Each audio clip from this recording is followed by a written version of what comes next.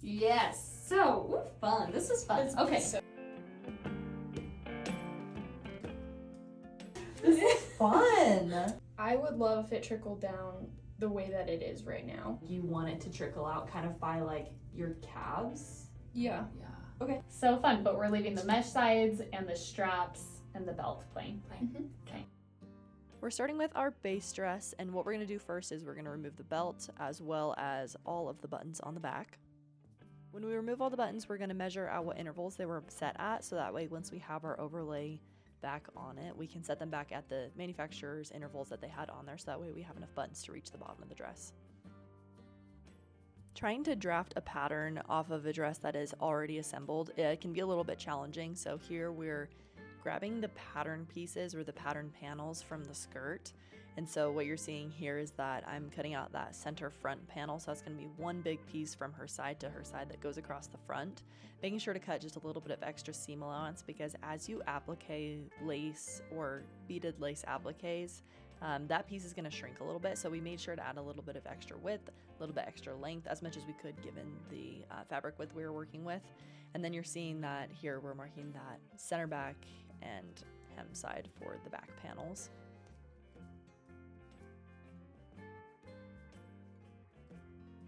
Because we are adding lace appliques to her entire dress, we are also going to make the tulle overlay for her bodice. It's a pain, it's several panel pieces that we're going to have to pattern and place together, but we're doing this so that way we can keep all of our seam lines in the same place. We don't have to redraft any patterns, and then it also keeps some consistency in the way that lace appliques are applied to the dress, and creates that continuity throughout the whole dress that it all looks like it was manufacturer finished.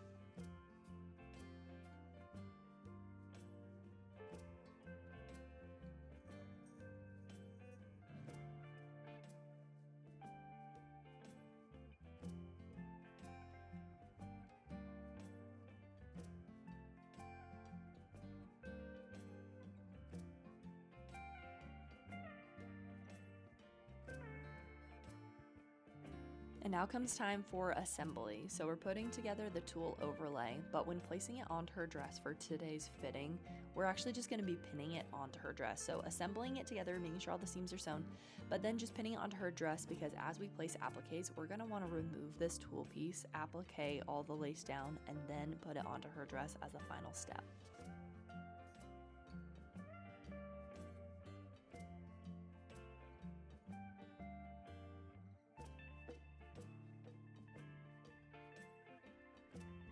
I definitely want your very specific opinion on how the front looks, and then however we do the front, I would like to mimic to the back. We'll find what spot you want, and then I'm going to do a really rough cut, so that way I just have the bodice piece chosen, and then we can talk about the skirt.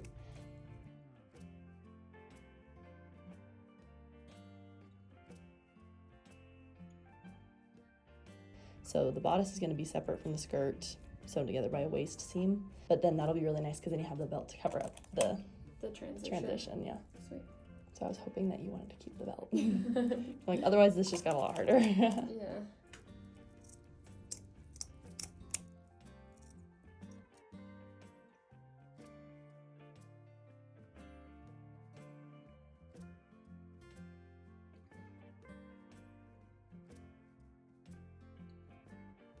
I'm going to start doing some hand sewing of our bodice. I did let the bride know that we were going to be hand sewing rather than disassembling these seams and sucking our new layer of fabric into the seams. That would have increased the price for her quite significantly, and she was totally fine with us doing some invisible top stitching to tack down this excess layer to the dress.